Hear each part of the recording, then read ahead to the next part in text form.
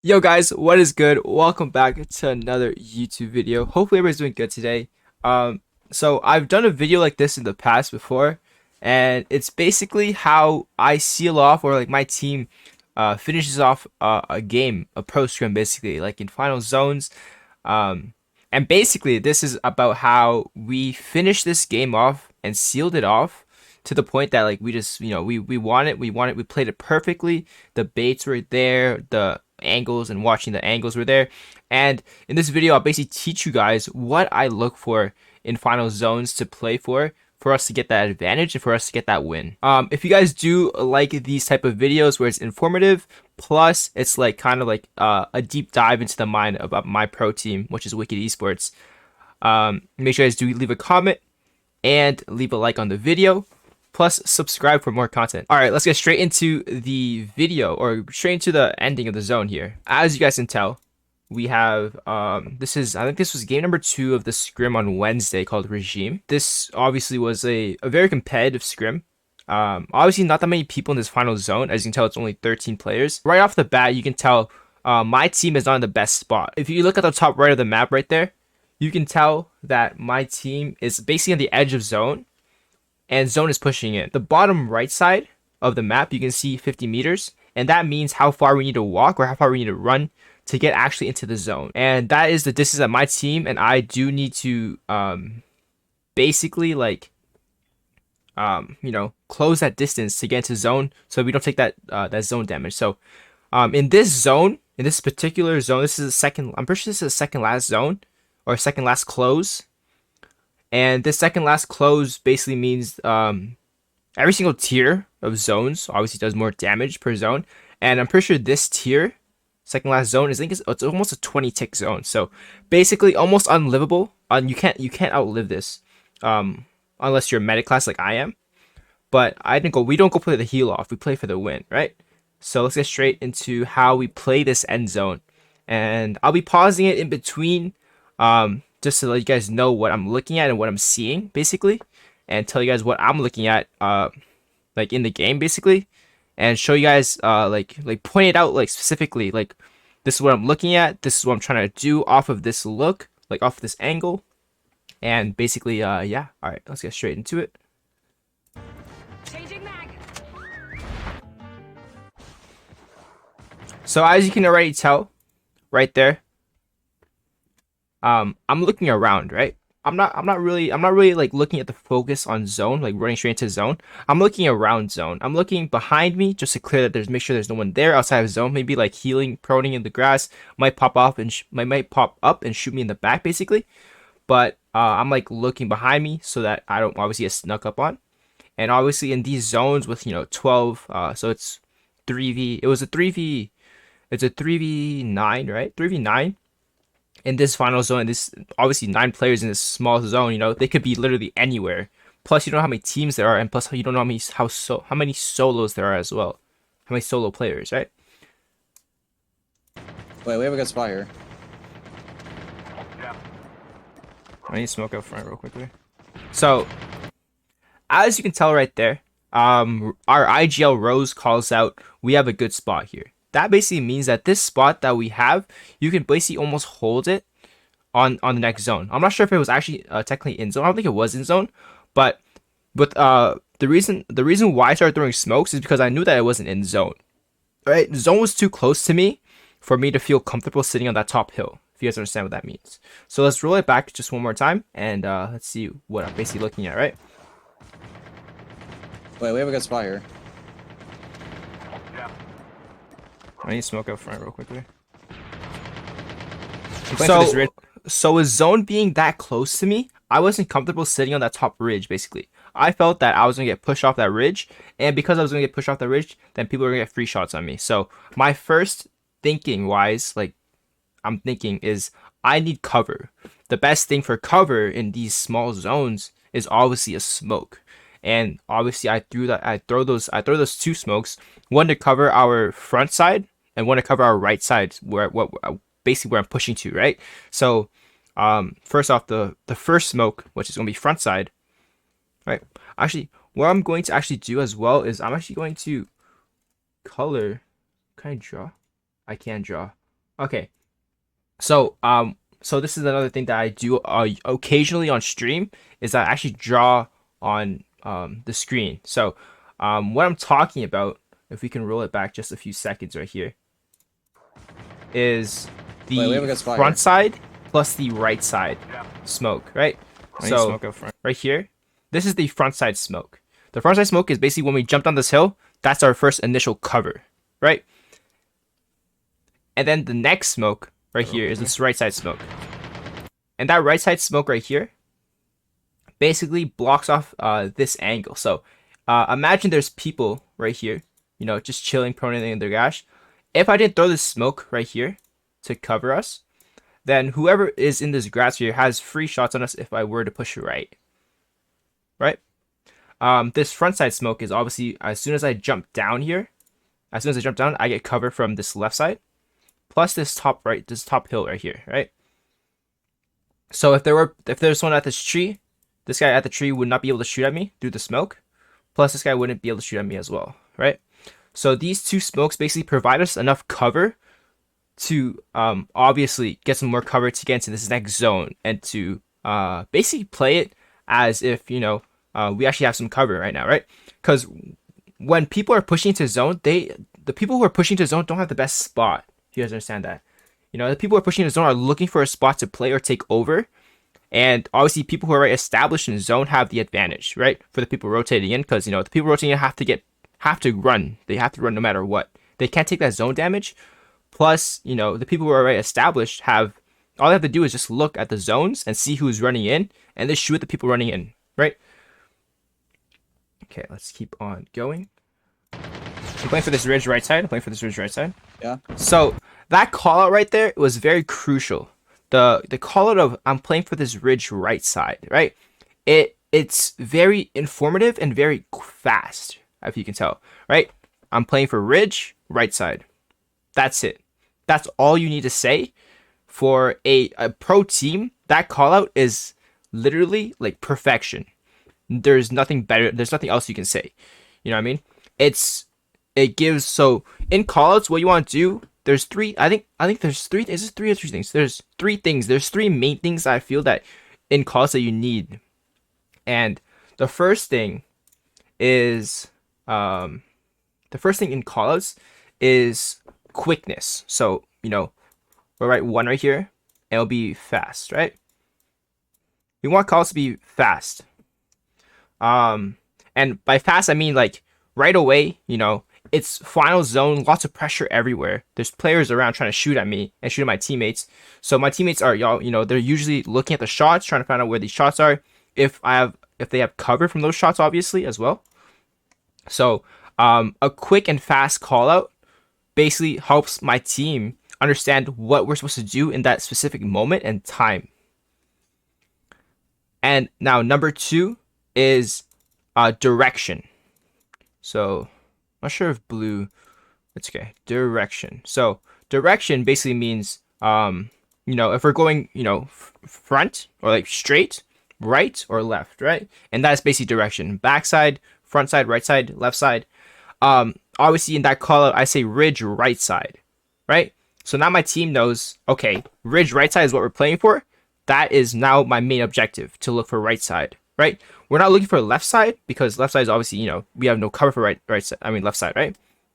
So we play for right side and very quickly. And I feel like direction does factor into no, actually, and then that was positioning, I guess. So like not really positioning, I'd say, but it's so the third is like the position or how do I say this? Position or like map, like the surroundings, basically, if you guys understand that, right? So there's ridges, there's bridge, there's mansion, there's two stack, there's greenhouse over by farm, there's church building. So it's basically like map, right? So like surroundings. So we'll just write map, but it basically means surroundings. So map basically means your location. Oh, I guess location does work as well. So we'll say map/location, right? So this is the location that you're going with that call out, right? What that call out basically means, right? And that is the main things you guys want to look for in call outs, right? How fast you say it, the direction, and the location, right? Usually, it's not gonna be in this order. Well, it could be in this order. It could be right side ridge. That does work as well. But it doesn't matter what order it is. As long as it has these three key components, it's gonna be a great call out, right? So imagine I'm in standoff. I'm at grandma's house, which is the main center building of standoff, right? I say I'm playing for top grandmas, right? Right away, my team knows, okay, he's playing for top grandmas, and that top grandmas is bossy. Basically, you have oversee of all of standoff, right? And then now, usually, when you're playing top grandmas, there's lots of angles you can get shot from, right? So there's farm zip, which is in the direction of farm, right? And the zip line. So this is just because I know I like my map, right? I play this game a lot, and I know basically where most of I know where basically all the zip lines are, right? I know where zip lines are in certain locations. Like standoff has two zip lines, right? It has hill zip line, which is I'd say it's basically called Black Market Hill zip, or towards Black Market Hill, right? So towards Black Market, there's a hill that leads up to standoff, and it's a zip line across to a smaller hill, right? That's hill zip. And then we have like farm zip basically. So standoff farm zip. I'm not sure what we call that, but usually in fights we just call it zip basically, right? The closest zip is the zip line that usually is the right away call out. And usually in fights, if you're fighting over by we'll say you're fighting over by you're fighting by factory of standoff, which is the backside. Well, if you're looking at standoff from Ferris wheel, it's gonna be the back right side of standoff, and that is if you're fighting over by factory, right? You're not gonna be saying hills like standoff docks hill zip, right? You'll be saying Black Market Hill zip, right? You'll be saying close zip, right? The zip line right there, right? Zip line hill or zip hill, right? They're going up zip right away, boom, quick and efficient, right?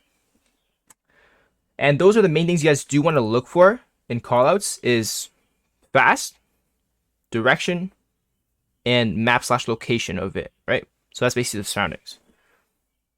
Okay, next off, let's keep on watching. Yeah, there's one here. I got Nova. Nowhere behind us. So as you can tell right there, in these small zones, what you want to do is call out everything. Every little thing is crucial in these final zones. Knowing where everybody is crucial. Knowing their positioning is all crucial things that teams need to look out for, right? So as you can tell, I already call out one guy behind us. We'll watch it back so you guys can actually get the gist of it and like actually hear what I'm saying. I'm playing for this ridge right side. Yeah. Yeah, there's one here. I got Nova. See, Rose calls out he got Nova'd, so I back way to the left because obviously I don't want to get hit by the Nova. Snowboard behind us. I call the snowboard that passes by me, right away. Snowboard passes by me. I could have been a little bit more specific on that. I say snowboard passing, behind you, Rose, right? Because Iback is on my left and Rose is on my right, and I'm middle, right? So I could have said Rose, snowboard behind you, right? Nice, get your kills. Yeah, watch behind us now. He's pushing up top. Knocked one top. So right away, it's obviously when Iback got a kill, he didn't call it out. But usually in those fights, I see it as well, and I see kill feed. So right now, the position that we're playing is not really top ridge, but it's bottom ridge. So bottom ridges are one of the most crucial and one of the best positions you can ever play in this game, right? So ridges basically means that you have basically a little hill above you, right? So if I do a drawing for this, or a drawing of a ridge here, so assume that I am right here, right? This is little old sun, right? This is little old sun. Actually, we'll do it in yellow so that we can see it a little bit better. Let's go delete that. This is little old sun. He's in the yellow. We'll do blue for the hill, and this is a ridge, so it's basically like a slant, right? It's not that hard of a slant, and then it's like this is like the ridge, right? If you guys can see that, all right. And usually there's people when you're playing for a ridge, there's most likely people on top, right? As you can tell, the player that I just killed right here was running up the ridge, or running on top of the ridge, right? Not really up it, but he was basically on top of it to the point that I actually have a peek over of it, right? So the guy was up here, right? And from this ridge position, I can push up just a little bit, walk up the ridge, right? And then have basically a head glitch. If you guys know what head glitches are really important in this game as well. And they basically give you that that ability to see the opponent without them seeing you as much. And it's very crucial and competitive, right? Because you want every single advantage you can get during fights, right? So with this head glitch, so right here, I see this guy. I have eye of this guy without him really seeing me and doesn't know I'm there, basically, right? So basically, I shoot this guy and I get a kill, right? I basically get a free kill on this guy. Boom, free kill, right? And now look right away as what I do right after I get that kill. I get the kill, I get the thirst. Why do I get the thirst? Is because I have to cover my teammates as well behind me so that I won't get traded out instantly, right? Plus, because I'm playing on a ridge, I can just back down from the ridge right away if I do get shot at, right? From his teammate if he wants to get the trade.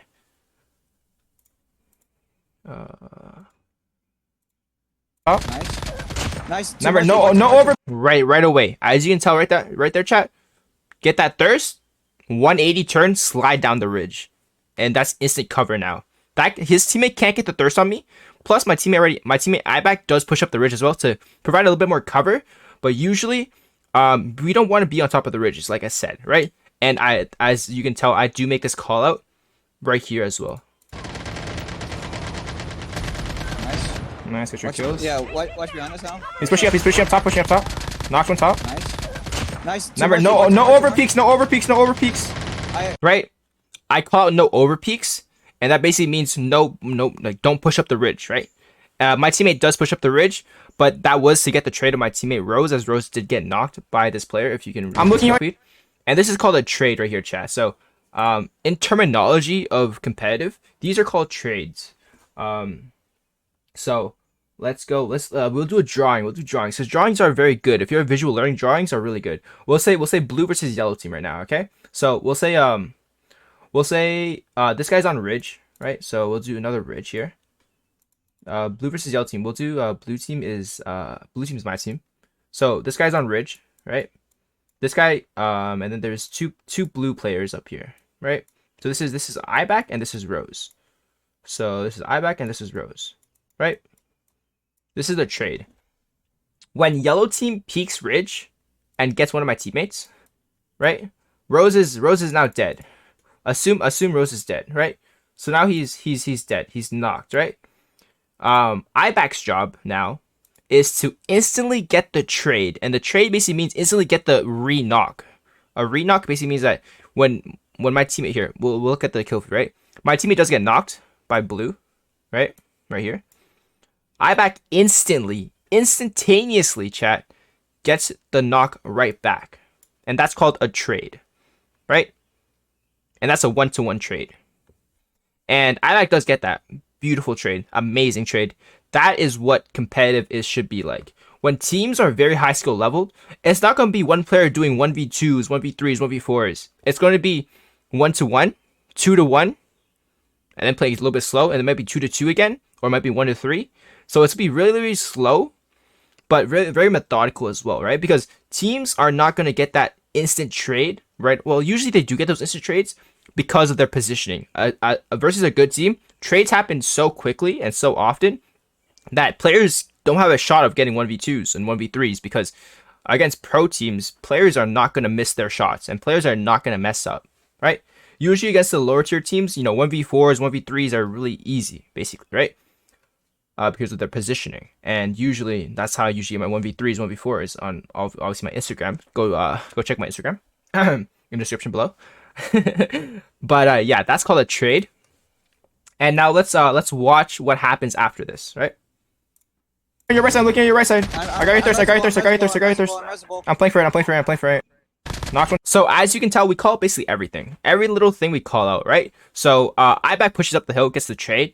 I say IBAC. I tell IBAC I got your right side, right? So if the teammate of the if the teammate of the guy that killed my teammate Rose, that IBAC did trade out, were to peek the right side, I would have had IBAC's right side. So if IBAC got re-knocked or traded out for killing his teammate, for killing the enemy, then I was gonna be there on his right side to cover and get the trade right away.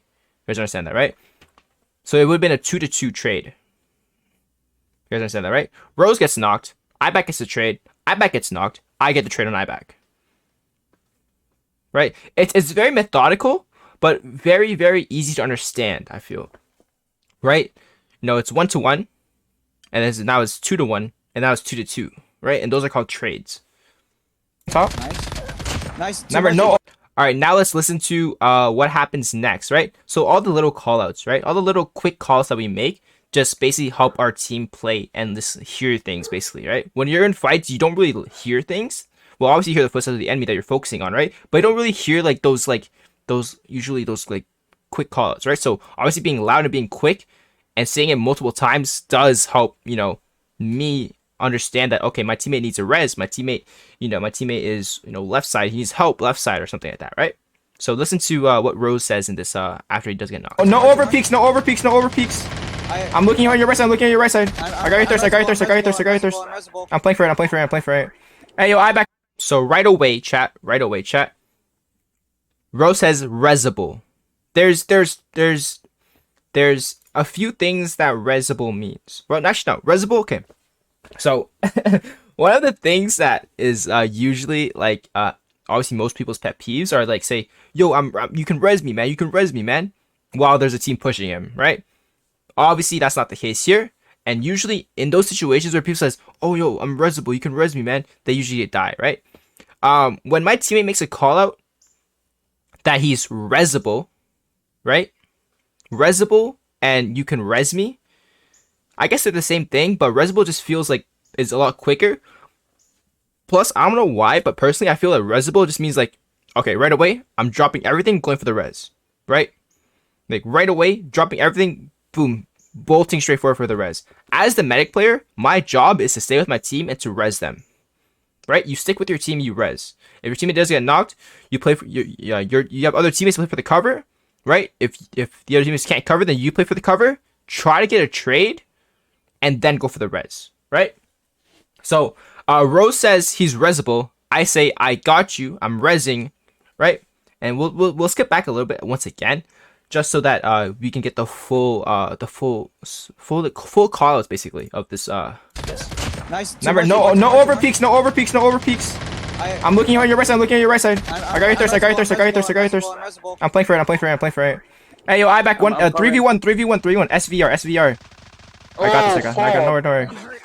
So right there, Abak makes a mistake, right? Abak knows it's a 3v1. I call it it's a 3v1. Actually, wait, we'll play a little bit back right there, right? Res says resable. I say I'm playing for the res. And then as soon as I say I'm playing for the res, Abak now knows that what his job is to cover the res. Abak makes a mistake and pushes for the 1v3 or pushes for the solo in the last game, right? It's a 3v1, and I know it's a 3v1 because that there's 4 players in the game, right? So obviously, if you guys can do math, you know, I have 3 players on my team, right? Abak did die here, so there's obviously, you know, there's a 3 here, but it should be a 4. So imagine this is a 4, right? Just say that's a 4, right? You know, Rose, me, and little old Ibak up here, right? You know, 3. No, we'll do 4 minus 3. If I can do a 3 equals 1. That's math, baby. That's simple, baby. Right? Okay, we'll fix that 3 because that's terrible. But that's math, right? Oh, that's a nice 3. That's math, right? Boom. 1 player left in this game. Actually, I don't think this is correct. Is this correct, chat? I don't think this. I think this turns into -1, isn't it? All you mathematicians out there, please don't get on me in the comments. I'm just trying to help you guys. All right, just deal with it. Just deal with it. All right. So obviously that's a 3v1. I call it a 3v1, and Abak does get knocked, right? And now listen. Now just watch what happens. Play low. Yeah, I got dogs. I'm telling dogs. Those dogs basically won us the game. So what dogs do, if you guys don't know what the clown class does or the dog class does, it basically whenever there's an enemy that's surrounding nearby, the dogs, however many dogs it is, I'm pretty sure at the beginning it's 2 dogs, and then if it's chipped it's 3 dogs. And basically the dogs basically chase the player until they're dead. One of the most OP classes that actually have been buffed. It was actually buffed. So obviously it's really, really good. And if you guys can tell, right, when I pick up Rose and Ibak gets knocked, you guys can tell that Rose is a really smart player. He's a really smart player because he makes the play of throwing dogs instead of instantly healing and popping like an Addy or something, right? And that's a really smart play, and I really respect Rose for that, right? He played for the win instead of playing for the heal because he trusts in me for me to win that fight with the dogs chasing the player. You guys understand that, right? And I have nothing but respect for Rose for making that play. He has if you guys don't understand what I mean by that is that when Rose gets picked up, usually you want to instantly heal, right? Heal, pop an Addy, right? So you get obviously up to HP basically, right? Rose didn't heal. He went for the instant dogs for the dogs to bait out the player for me to win my 1v1 against that player. Rose can't win his 1v1 with 10 HP, right? But he basically sets it up for me to win the game by throwing those dogs, right? And nothing but respect for Rose. On my box. Oh, I got knocked. I got him. So obviously those dogs force the player out of his position, and you know the player obviously shoots at Rose. Rose gets knocked because he's 10 HP, and I instantly get the trade, right? And it was just seamless calls, seamless, and just honestly just perfect plays from all around. Not really perfect plays because Ibak did make a mistake by not covering the res because you know he could have snuck up on us and everything, but Ibak did. You know it worked out at the end of the day, but in these tournaments, it's to basically, you know, fix callouts, make callouts, and just play as a team and fix those little mistakes for the big boy tournaments, right? For like Mobile Mayhem, for those 10K tournaments, right? For those world championships, right? And those are what these scrims are for. And honestly, I could say that I learned a few things from playing in this one, right? And watching this ending again and again. And I hopefully you guys did learn something as well. We're gonna do a little just run back of the whole thing. So you guys can see like the full thing without like stoppages. Changing mag.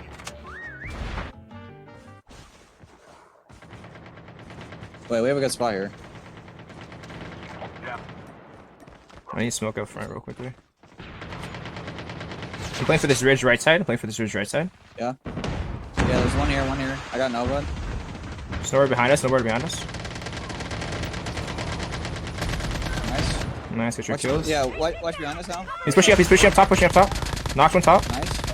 Nice. Remember, no over peaks. I'm looking on your right side. I got your thirst. I'm playing for it. Hey, yo, I back one. 3v1. SVR.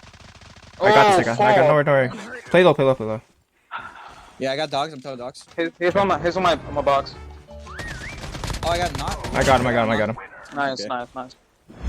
I think And chat, that is how it's done in pro scrims. How to seal off the game in a pro scrim against some of the best players in North America.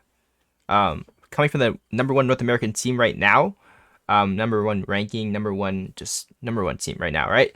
But that is how you seal it off, and that is how you win games in a professional tournament with WcK Esports. So hopefully you guys did learn something. If you guys did, and you guys did like obviously the content and just these types of videos where it's really quick, not really quick I'd say, but it's really in depth, right? Hopefully you guys do like, you know, I'll be looking at the analytics after this video is uploaded, like a few days after it, and I want to see what the watch time is, right? How many people are actually watching through the whole video to actually learn step by step what happens, right? And I'll be looking at those analytics to see if you guys do enjoy it, because obviously the analytics don't lie. But if you guys do enjoy it, make sure you guys do leave a comment, subscribe, like the video, obviously, and hopefully you guys can subscribe to my teammates' YouTube channels as well, because they are starting up new, and obviously I'm kind of in the lead versus my teammates. So hopefully you guys do enjoy the video, right? Sorry, but anyways, everybody, hopefully you guys will have a good night. I'll be adding a secret code into the video, and the code will be 4238, right? So if you guys can and watch it all the way to the end, the secret code 4238, and I will leave you guys a heart in the comments if you guys do comment that. It's just something I wanted to do so that, you know, I want to know who actually watches the end of the video and, you know, watches straight up to the end, right? So comment 4238 for a heart by me. But other than that, guys, hope you guys have a good day, and I'll catch you guys all in the next YouTube video.